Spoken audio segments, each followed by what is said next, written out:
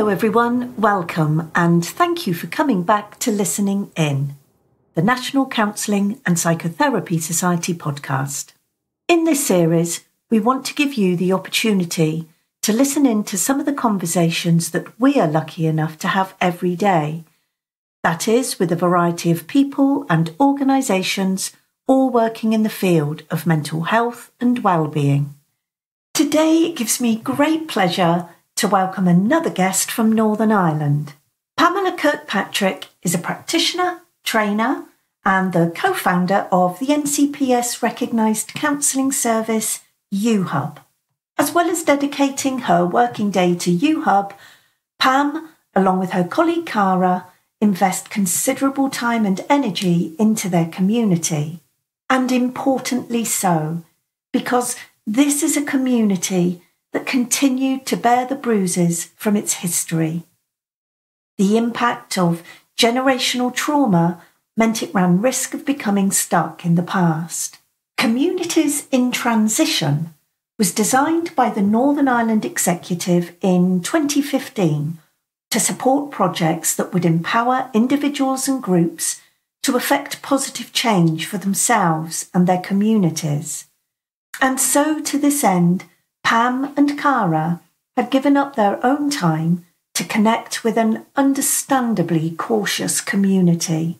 They developed creative ways to become accepted, and from those initial, sensitive, tentative steps, meaningful trust has been built. And from that, they were then able to support people that previously may never have contemplated change, never mind counselling.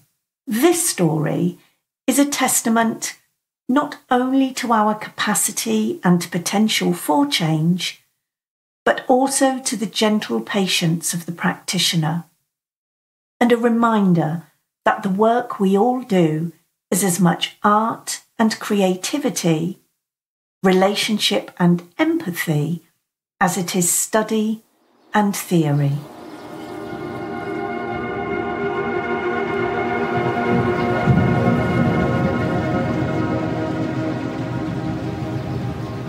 I was just going to say that, actually. So for people that are listening, as is so often the case, I've been lucky enough to come across and meet you and the team at uHub in Northern Ireland. And that really stood out to us when we visited, what a cohesive team you all are. Yeah, no, it's brilliant. I mean, we never set uHub up to be an organisation with a management structure and everybody just working and nobody knowing anybody. It was always it was set up for Cara and I to work with like-minded people, and just the way it went, it just got bigger and bigger. And Cara and I actually had to start being mummies. And we all say we're not the best mummies, but we try our best. Good enough mothers, good enough. But everybody brings their bit, and we learn so much from our staff, and even with the students and everything coming through. Our students, if you have placement with us and you're successful in your training, you complete, you always stay on with us, and that's why we've grown so big. Mm-hmm. I mean, we learn so much from them, like so much. Mm-hmm. We just love like new people coming in, and what counselling is like. It's such a diverse range of people, with different backgrounds and different stories. And I mean, that all colours how we work in uHub. They bring in so much. I mean, like some of our therapists, like Martin, and he does all the role play games with kids. So he's working with neurodiverse kids, and you should see those kids. They are able to step out of the world they live in and become something and relate to other people, and actually they take the skills they learn in that game of relating with others back into the real world, and everything becomes easier. It becomes easier for them. We'll come on to some of those services that you offer and the different things that you do. Let's do what regular listeners will understand. I always do this, and it's to help everybody get to know you, instead of me taking for granted that everybody knows you like I do. So for you personally, Pam, for you as an individual, Are you able to give us some idea as to how you ended up in this profession doing what you do? Because there's always really interesting stories for all of us about how we ended up here. And I'm not sure I actually know your story in that sense. So how have you ended up? Oh my goodness. How did I end up here? I always wanted to be a teacher. Yeah, I always wanted to be a teacher, but life didn't go quite as planned. And I suffered a significant loss at school. I think that really impacted me. So my best friend passed away from meningitis, and it really did kind of impact me. And I didn't kind of go down the normal route of education, I would say. Mm-hmm. So anybody that doesn't go through the normal route of education, there is hope out there to be what you want to be or what you're meant to be, I'm going to say. So I left home way too early and had to work to support myself. Still had a brilliant relationship with mum and dad, have an absolutely fab family. And it was only whenever I was older, I started thinking I want to go to social services type work. So I started working with young people who were transitioning from special educational needs kind of schools. So schools that supported young people with additional needs, for them to transition into what isn't secondary education over here, but we have centres where young people go to, and it's they're creative, musical, but they're no longer in the education system, and it's quite a shift for them and their families. So I would have worked with them whilst they transitioned. I see. From the schools into the centres. And I found that my role was really more supporting parents. So I would have been talking to the parents all the time. So I still did go down that kind of social work, wanted to do social work. And I was very fortunate to be in the position where I got some funding that I could go down that route. But it was only once I started doing that, I was like, actually, there's another side to that job, which isn't really that pleasant. And also you're tied up, you're really, really tied up, and perhaps you're enforcing support rather than more of that holistic, letting, what's best for the family. Sometimes you have to enforce things that wasn't very nice. So I kind of was like, okay, this isn't what I want to do. So I went to the local college. I spoke to the guy who ran the counselling course, a man called Paul Casey, and I was like, I think I want to do counselling. And he was like, we'll start the level 2 and see how you get on. So I went to the class on a Tuesday, I believe it was, and level 2 was the morning, level 3 was in the afternoon. And I was in the level 2 class in the morning and done the first class, and I went up to him and I was like, can I enroll for level 3? Because level 2 was skills, level 3 was theory, and I was like, you're teaching me these skills, I want to know all about this. So I done level 2 and level 3, and then that was it. I done level 4, and I went into East Belfast to work at my placement, and that's where I met Cara. Well, I was actually working at the time. I was in charge of the Children and Young People's Project, because that was always my passion, children and young people. And as we know, we can't, in Northern Ireland, you can't go straight into children and young people's counselling unless you want to do play therapy or something. So you have to go do your level 4, and then you have to go and do your level 5 in children and young people. So I think I completed my level 5 and everything, and Cara actually come to work with us as the finance manager, because Cara's an accountant. And then she started studying counselling, done her placement with us, and that's how we met, and that's how uHub was formed. It was formed out of actually sitting one day and a client phoned. They weren't talked to in a nice way, and we were like both very passionate that every person is seen as an individual and not a number. And we were just like, there must be a better way to do this. So within the week, we had signed for premises in Bangor. Wow, you don't hang around, do you? No business plan, no nothing. We just, what savings we both had, we were like, how much do you have? How much do you have? Okay, let's do this. And within a week, we'd signed for premises. Oh, that's amazing. And it's funny you say about children and young people. I was actually going to say that, from those original dreams of teaching, then on to potentially social work, and the different avenues, you know, the different places you found yourself as you work towards that counselling qualification really demonstrates, doesn't it, that that's a passion that you had. Yeah, and I know that still forms very much part of the work you do and the services you offer you across the board, isn't it, from children and young people all the way through to adults. And yeah. And so how long ago was that, Pam? How long ago was it that you and Cara put that deposit down on a 2016, May 2016. Okay. Yeah. So 9 years. Gosh. And it really, honestly, it was. My desk was behind Cara's in the office, and Cara keeps herself pretty much to herself. And because she was finance and accounts, there was not a lot of conversation because the office was quite busy. But there have been a few things happen in the office in terms of just respecting clients, you know.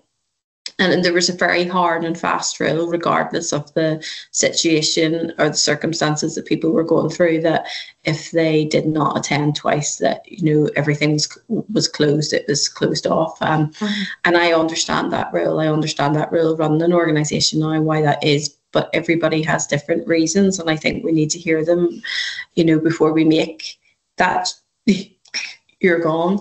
And I think it got to the point in the organisation where it was just very admin run, and the kind of clinical side weren't really consulted in anything.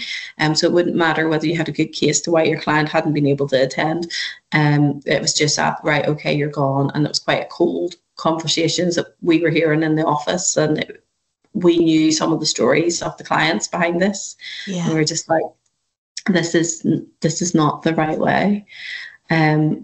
And it also made us, whenever we set uHub up, we were like, we didn't want to be tied into this 6-session model. Now, we do deliver 6-session models, and it makes us financially very stable, but we're very clear to the clients that come through on that project that it is 6 sessions. But we're also very fortunate to be, if those clients need service after that, they can refer into our service, and that can be done very easily because we don't hold waiting lists any more than 3 weeks. That's just our model, and it works. It's still working. We're getting busier, but we're still managing to maintain that model. 3 weeks, it doesn't seem that long whenever somebody puts a referral in and then they're contacted by myself or Lillian, perhaps the next week, and then the next week after that they're generally starting up therapy. Yeah. So there's not those waiting times that we know can be so harmful and so difficult for people. You're making me think, Pam, because what you're describing, I know you're talking about, you use the word models of working on the business. I suppose you're talking in a way as well about business models as much as, you know, therapeutic models. The words you're making me think of are words that we use and we keep referring back to in our work here at the Society, and that's about our values and ethos.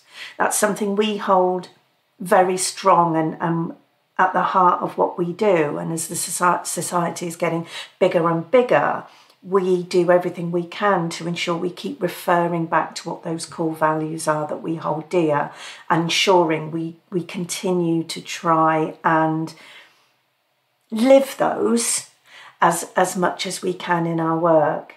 So to reflect back on you and Cara and setting out and your business then evolving, sorry if it's a bit of a rotten question, I don't know, but would you be able to help us understand for you what your ethos is, what your core values are? It's just really interesting hearing you saying about, you know, and like you say, I understand also why, you know, so many different services will say, you know, if you don't come for so many sessions, then, you know, we have to end therapy.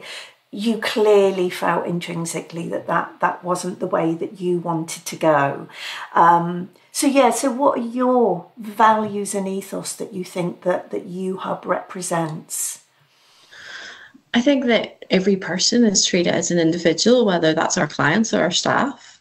And I think very much, I mean, how uHub set out and what we envisioned it to be is very different to how it is now. And we done a massive piece of work, Cara and I, which was actually heartbreaking. Like, first time I seen Cara cry, first time I huffed for about 3 months, because we actually in that process decided that we were going to become a charity. Okay. And we were a social enterprise before, and we become a charity, which meant Cara and I no longer owned uHub. The community own uHub now. Do you know, uHub is bigger than Cara and I. Do you know, it's its own entity. But it was the right thing to do. But for me to let go and think that perhaps it might change, become like the bigger charities that we're aware of that work in mental health in Northern Ireland, was really frightening. I think I was like select mute, honestly, for 3 months. I could barely talk. I couldn't find the words to say how scared I was. But actually what helped was having a super board, because actually it's our board. And our board changes regularly, and we have people with lived experience, past service users, you know, and all those people are such good people, and they want to keep the values of uHub, which is treating everybody as an individual, which is being playful. Do you know, we are playful and we are curious. Do you know, we like to think outside the box.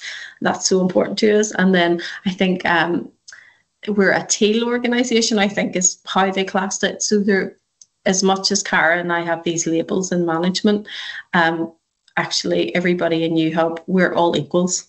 Yeah. You know, and we learn from each other. And yes, there has to be structures in place, because we have to report to Charities Commission, and you know, it's like we have to account for every little penny. So like there was an issue with the stamp going to France, why we were posting a letter to France, but that's actually really good. It means that, you know, if anybody wants to go and check online, every penny that comes, whether somebody's left a donation in for £1 or £100 or whatever, it's all accounted for. Do you know? Yeah.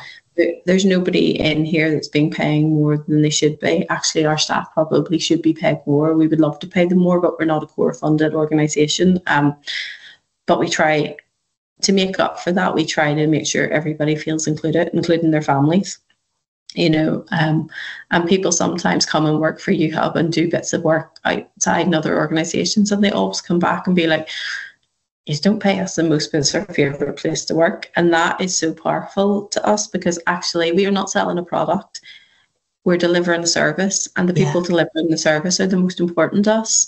And that is kind of our thing. You know, we need to look after our staff because they look after our clients. That is always, even from the very start, whenever Cara and I wanted it just to be about that, we imagine 5 or 6 counsellors supporting each other in a small organisation, doing some paid private work, but that paid private work will be enabled for us to deliver a free service to the community, by doing, you know, some free client work, but that has just grown massively, and we've kind of come full circle now. So we've got uHub, which is our therapeutic service delivering counselling and group therapy, and then we opened Find Help NI, which was primarily going to be a website, a mental health website, to support people in Northern Ireland with lived experience on it, but also you could go onto the website and find out about what was in your local area, find out who was working there, what was actually on, because in Northern Ireland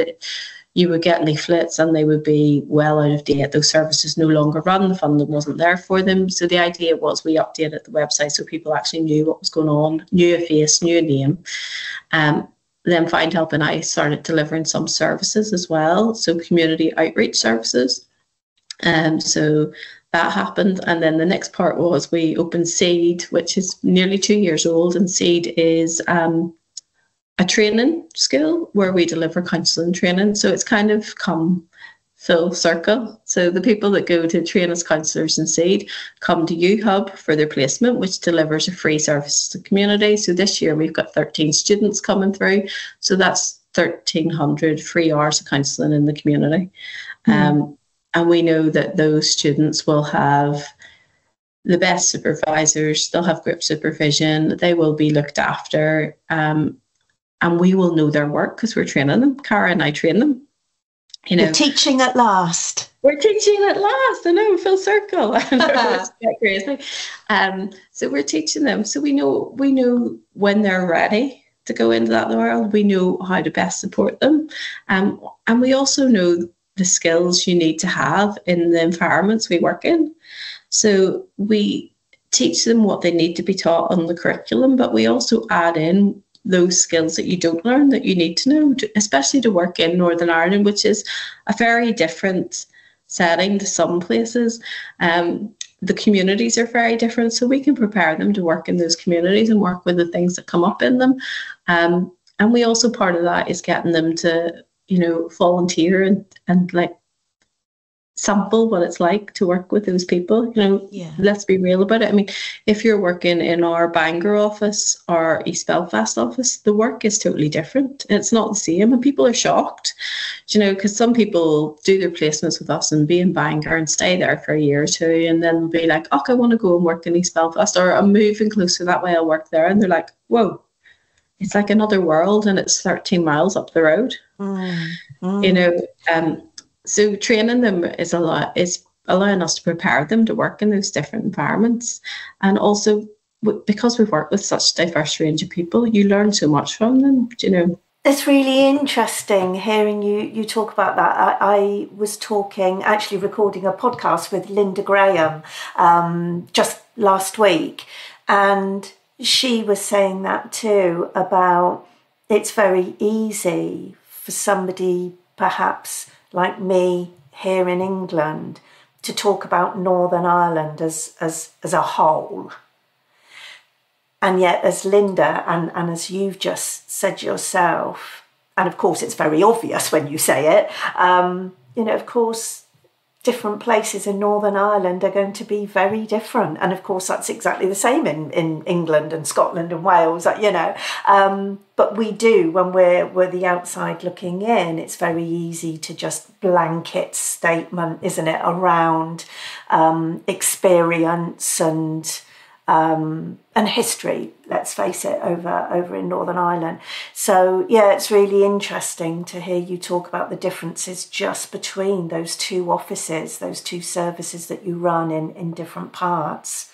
And just to come back as well to what you said in terms of the way not only the organisation, your service runs, but the changes you've had to make in that really struck me when you said how difficult actually it was from transitioning into becoming a charity.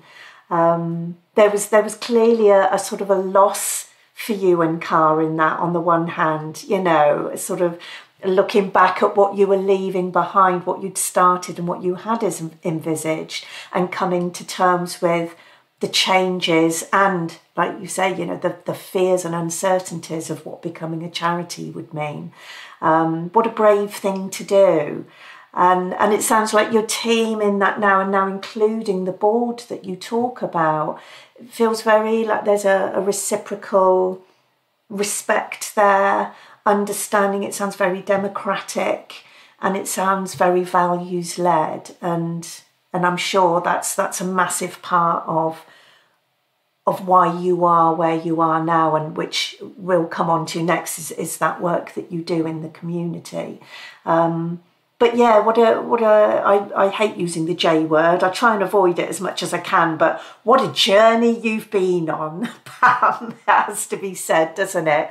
To find yourself where you are now. It's been a really tough journey, but it's been amazing, and it still is amazing. Like just the people you meet, it's the people that shape it. No, it is the people, it's the clients and the staff and the board and everybody that shapes uHub. And I think that was the fear that if we become a charity, it's always about the uHub being financially sustainable. And it was, would we at some point be kind of pushed to that succession model, more statutory service delivery and no heart at the core. And actually it's been the opposite. It's actually been more community led. There's been more fundraising and charity events to keep it the way it is. So we, instead of what my fear was, that, you know, we would be in there doing a job and that would be it. Actually, what we find is we have gathered a community of support, which is amazing. Mm-hmm. You know, we get people like all the time contacting us saying, I'm going to run a marathon for you, or we're going to do a fundraiser for you, or your kids went to our services and they're like knitting chicks for Easter eggs or nose hats at Christmas, and they're raising the money, you know, all that kind of stuff, which is amazing. You know, it's so good. But that, people don't actually realise just how far that goes. You know, if somebody donates us £7.50, £7.50 is enabling us to allow somebody to come in for a session of counselling. You know, that so those young people, when they do raise £100 of something they've done in school, it's massive. Do you know, that is massive. It's life changing for somebody. Do you know, it's just, no, it's lovely. Like, so there was a big loss, but there was a massive gain as well. But at that time, you don't know what the gain is. You're kind of going into something in darkness, hoping for the best. But it says a lot, doesn't it, as well, about you and Cara. You started earlier by talking about being quite playful, thinking outside the box. And actually, it would have been very easy, perhaps, to have been quite dogged in, this is what we set out to do, and this was what our vision was, and we're going to stay on that track. But it sounds like you adapted, and you were flexible, and you were intuitive and creative enough to know that actually it's pulling us in another direction, and maybe, as difficult as that feels, maybe we need to listen to that, and maybe we need to look at that more closely. And as you've just said, it's obviously taken you down a path that's proven perhaps more beneficial for the people that you serve and the people around you. Yeah. So can we come on to, you've mentioned that word community a lot. You are absolutely embedded, as you've just described, and are so well known within your community. But what you've also alluded to, and what people, anybody listening that might have heard other episodes of this that we've recorded with people in Northern Ireland, or know of our work out there, that there are obviously some very specific challenges and circumstances that some people in Northern Ireland have lived through and continue sometimes to struggle with, and are still facing. And I know that you do some really unique work in that area. And I'm thinking particularly of the please tell me if I've got this wrong, but I think I remember from when we came to visit, is Communities in Transition, is that right? That was set up by the government. Do you mind just telling us a little bit about what that is, Pam, and where you fit into that? Yeah, so the Communities in Transition work, it probably started with us about 4 years ago. Mm-hmm. As random as uHub is, it was started with a chance conversation with a lovely girl called Amy at a meeting, and she was there when people were asking for funding to take men who had been affected by the Troubles in Northern Ireland away to concerts and things like that by local community groups and community centres. And we were just there, and I started chatting about the work we did.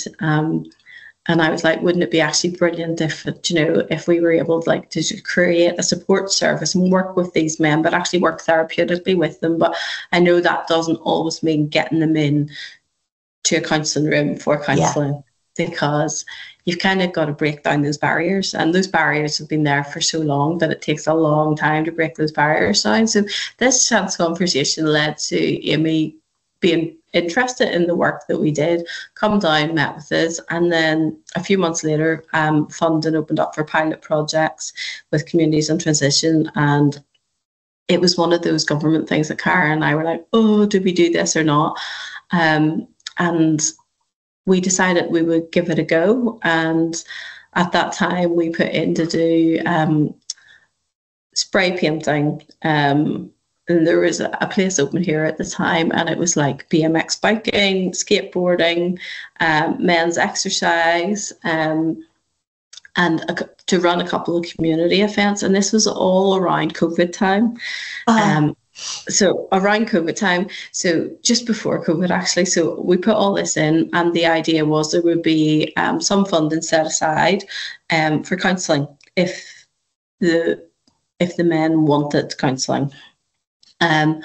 So that's how it started. So COVID happened, and everything everybody was doing couldn't go ahead, but everything Cara and I had planned randomly was outdoor events, which still could go ahead. So during COVID then, we had guys out on the streets skateboarding, we had guys out spray painting, which seems really random, but this was just to have conversations. Oh, I totally understand. Yeah, anything just to get them out and talking. Yeah. So families were coming out, the whole families were coming to these events. We held 2 massive ones in Kilcooley and Rathgale, which would be the 2 most impacted estates in Bangor that we were working at in the time, which then led to conversations with the men, conversations about what they might want. So that led to PT sessions. So we got PTs involved where they took small groups of men, so like 10 men, put them through programs. And we trained the guys that were doing the PT in mental health, like first aid, but also Cara done a bit of work with them, supporting them. And Cara and I would call in and meet the guys. Primarily Cara would have went, but I went down a couple of times too, which led to the most random thing, which was us being invited to go to the bonfire building, which is a big thing over here. So we have a trailer, like a horse box type trailer, and we stuck a massive gas barbecue in the back of it, got burgers, got crisps, went to the bonfire. So we took it week about because there's different groups and to make it fair. So same estate, week about, and we would go, and that is where we met the men, when they were building bonfires. Do you mind? Can I just pause you there a sec? I just want to really clarify and check I understand everything you've said so far. So from spray painting, skateboarding, PT classes, and now you've got a horse box that you've got a barbecue in the back of to go out to the bonfire building.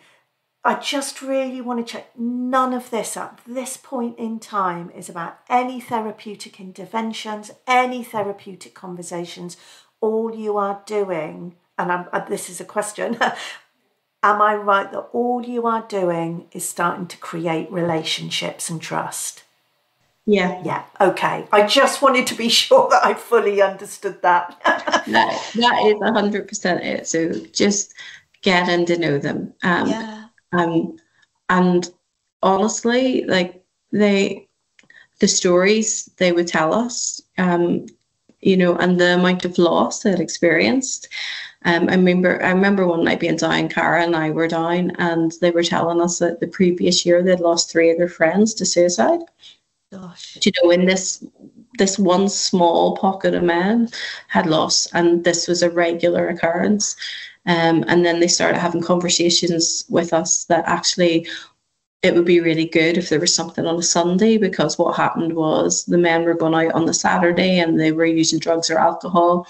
And then on a Sunday, they were in a place where they weren't feeling great, but actually they were truthfully talking about what was going on and why they were feeling the way they were feeling. And that kind of developed. There's more, like I go into more and all the other things, but that developed into a men's support group on a Sunday. But this was us being invited, and that is the key. We had to be invited. So Cara and I go flipping burgers at a barbecue. I'm going to say more so Cara. And we had members of staff do it as well.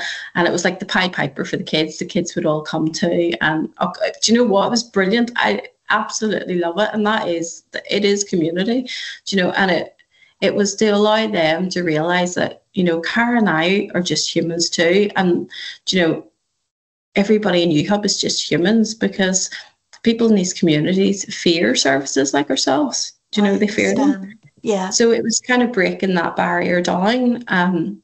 So that led to mental health support group being set up by men. So Cara and I now, we deliver like mental health champion training to them. So we bring the guys together and we meet them. So we do like every other week, and we eat pizza. We talk about mental health. We talk about what's coming up. We get them trained in assist, mental health first aid. But really we chat about the themes that's coming up in their community and the solutions that they see, and we support them in that. So that has gone on over the past couple of years. So we now have Kenny, who works for us, who's just amazing. Kenny is just brilliant.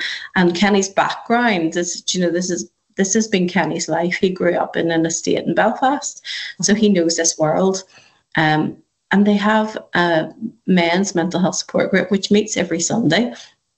And they all talk. They go out on walks together, they play sport together, they swim together, they go on outings together. They've actually fundraised and they have a minibus that they can take to places together. But they have they have mental health leaders in it. So the mental health leaders have mobile phones that are on shifts. So if anybody is stuck and needing a bit of support, because they're all trained now and they know what they can deal with, they know how to look after their own mental health as well, so they know when to step back. They have like this network. We've had no suicides in the time we've been working with them, and we have had a massive increase in the men using counselling. Wow. Massive. We've had so many come through, and we actually have we've had two of the men now engaged in the counselling training and volunteering in other groups that we run. So we have one of the guys that come through the service, actually an amazing guy, and he volunteers. We've got a Brew and Crew group, which is a totally different project. It's working with men with autism, and they meet weekly and play pool and games, and they go out and stuff as well. And one of the guys from the other group actually volunteers as a leader in that group now. So it's long, it's taken a long time, but it works, and we're embedded in their community and they're part of us, so that they have no issues in coming and knocking our door now or picking up the phone. And that's how it has to be. So it's not like, if you're phoning the GP or you phone some of the other counselling services over here and it's an admin team, they'll take your details out. It has to be very personal. Yeah. And that was my fear of us becoming a charity, that we wouldn't be, because I like it that when people phone up, whether it's a parent or a young person or an adult, that actually they can have a conversation with one of us, not an admin team, not put a referral in, not go, actually, if you just want to find out a bit about what counselling is, because sometimes we have these conversations on the phone, and by the end of the phone call, being like, do you know what, it's not actually counselling I need right now. Do you know, I maybe need to go and do A, B, and C, and thank you. Or actually, do you know, it's maybe not counselling I need for myself, it's maybe for my child. Or a lot of the time for us, it's not actually for my child, it's for me. I need a bit of support for me, But, the men's group is unbelievable. Like, it really, the change in these men is just... It's such an extraordinary story. I think the patience that you and Cara and your team have exhibited to just spend that time meeting the men under their own, what's the word I'm looking for? Just meeting them where they are and where they need it, not trying to change anything, just being in their world. Like you say, flipping burgers and doing all manner of different things, and just taking that time, building that trust. And it sounds like from that, the men found their own sort of confidence to start expressing themselves more. And through that resourcefulness, that resilience, that training you were able to do with them has just then evolved and grown and enabled them to access counselling or train as counsellors, even as you've said. I mean, how amazing. And the other thing I'm thinking, Pam, is that classic thing, isn't it? That reminder that isn't just those individual men that is affecting. That is their streets, their communities that they live in. That is their own children, their own grandchildren, their own families and friends that are witnessing this, seeing these changes and are benefiting from that, what they're modelling to the people around them, that trickle-down effect that's having, that ripple effect perhaps is a better phrase. And that's amazing. The word healing comes to mind, for a community that, I can't even begin to imagine how perhaps hurt and bruised and fragmented it might have been in the past, that there's perhaps a coming together that's happened for them. What an incredible thing to be part of. No, it is the most rewarding work. It really is. I mean, Cara and I say that whenever it comes, we deliver training to the guys on Tuesday nights, and we're like, it's our favourite thing to do, and it keeps us reminded of why we do what we do, and also why it's so important to remember that every person is an individual, every person is so unique, and not one size fits all. And that's what uHub is about, that everybody is so different, and we're not here to pigeonhole somebody into CBT or talking therapy or art therapy. We're here to meet that person, to see what they need, and sometimes it's not us, and we're happy to signpost into other organisations and even handhold and make that time to make sure that it's the right thing for that person, because that's so important. But no, the work is amazing, and we have had some laughs. Really, I don't get to do as much of that as Cara, but I know Cara has been go-karting with them, and she's been what do you call that, spray paint ball thing, and all sorts of stuff with them. And I just laugh because Cara is she's hard as nails. She can shift big horses about. I've never seen a woman as strong, but she's so tiny. She's so tiny. But honestly, just sitting with the guys and just chatting to them and seeing them now compared to when we first met them, because when we first met them, they didn't have permission to talk to us. We talked to those that were kind of in charge of the groups. And now they can talk to us, they can phone us, and the guys that run the groups, which are paramilitary groups, have open relationships with us. They're able to phone up and be like, actually, this has been going on in the group. We're having issues with this. Can you help with that? Or could you tell us somebody that could help? So even the fact that they trust us enough to ask about another service. And we have linked in with other services, and there's a great service in Northern Ireland called Alternatives, which is they work with paramilitary groups to kind of bring them on and get them out of their old ways and into new ways, and creating community groups more positive, and they mediate if anybody's caught up in any trouble or whatever. Just working with those other groups and being able to bring other people in so that, the guys do have hope. For the future. But we work with, on that same project, we work within the schools in those areas, and you can see that intergenerational trauma in young people. You can see it displayed in different ways, and even the impact that they can see now trickling down, that these groups are starting to help themselves.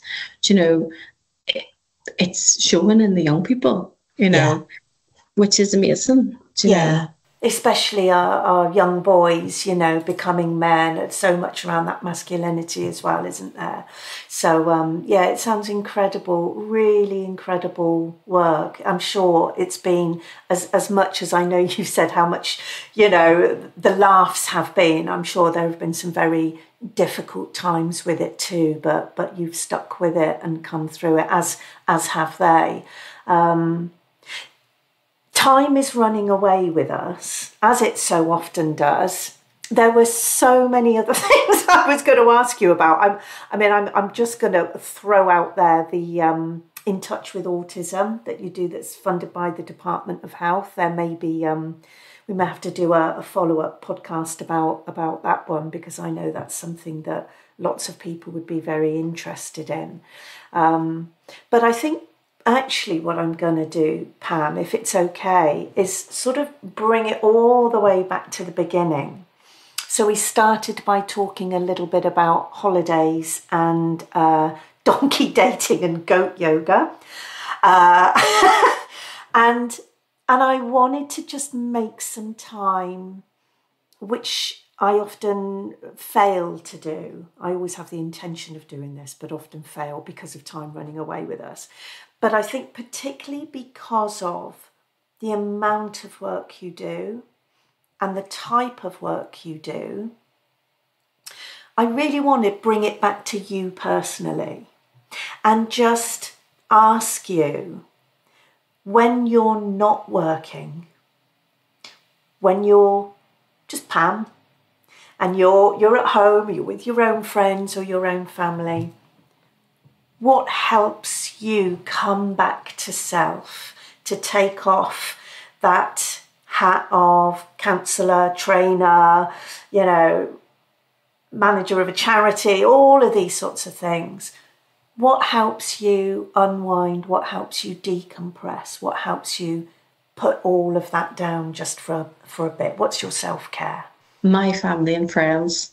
Like, I'm just so fortunate to have amazing friends and family and colleagues now that I class as friends. I mean, Cara and I did not start out as friends, but Cara is, like we would say, like our term is life wife. I can't imagine life without Cara. She's so important. So spending time with people I love, like Cara and I love to go away for like a wee concert and a night away, and we do that. And we actually went on a proper full week's holiday last year, and we were in the most beautiful resort where we could have went out every night drinking if we wanted. It was all inclusive, but really beautiful. And every night we're in bed at 9:30 reading our books. And I have friends that I've had all my life, and I go to yoga with them on a Tuesday, and my sister lives at the bottom of the lane. I see my mum and dad regularly. That is connecting with my family. It's just like, I just feel so lucky to have family and friends like I have. And that is it. That is what like recharges me. And dogs and chickens and cows and all those fun things. There's so much in that. Isn't there? It sounds like the first place you went to actually was about connections. It was about relationships. It's about people that see you as you, not just you in your role sort of thing, that you feel know you and you can be yourself with. But also there's reading in that, there's going on holiday and taking time out, and there's that wonderful grounding that animals and being in nature also provide. It sounds like you've got it all covered. Oh, and yoga. You've got all bases covered. I know, I do like yoga. I hadn't done it there I took a little break from it for a few months and back at it again, because actually you do realise it misses you. You miss it. Your body misses it and your mind misses it. Yeah. But no, connection, it's definitely connection. It is. Yeah. And like I say, so fortunate to have a lovely family. And it's not always been plain sailing in my family, and we're all weirdos. We're all weirdos, like my family, but the nicest weirdos ever. And I would say all my friends are kind of, we're all a bit weird, but I like, that is it. That is what kind of restores me. It's just spending time with them. And occasionally I'll just do a day where I'm just like, do you know what? I'm putting clean jammies on. I'm staying in the house and I'm reading a book or binge watch something on Netflix. But that's generally if I've had a really tough week. Yeah. And that's generally not connected to the client work, but generally connected to some sort of horrible funding return. Not the applications, because that's Cara's bag. She's brilliant at that. But doing the returns sometimes are just like horrible. Keep your ears and eyes peeled, everybody, because we're about to start doing some work about grants and funding, and it comes up so often in the conversations that we have, particularly with, our organisational members. And yeah, so watch this space. We're sort of starting just to put out feelers and do some stuff, and hopefully that will start coming to something in the early new year. So yeah, for anybody that's interested in that.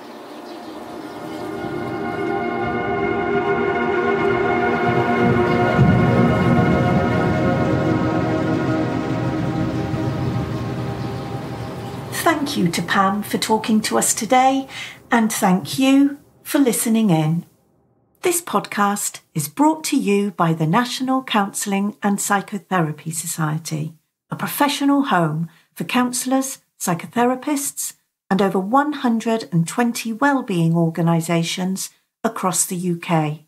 Autonomy, diversity, creativity and community are at the heart of what we do.